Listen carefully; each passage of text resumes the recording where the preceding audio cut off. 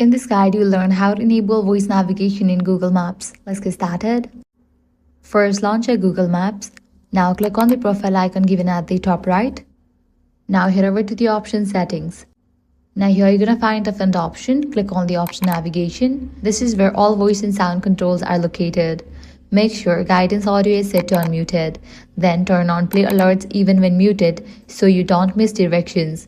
You can choose louder or normal volume depending on your preference, and if you use Bluetooth like a car system or headphones, turn on play voice over Bluetooth and play Bluetooth phone calls so navigation audio plays correctly. Once you exit these settings and start navigation, voice direction should play automatically, but if you still don't hear anything, make sure your phone is not in the silent mode by turning off the mute or bell icon.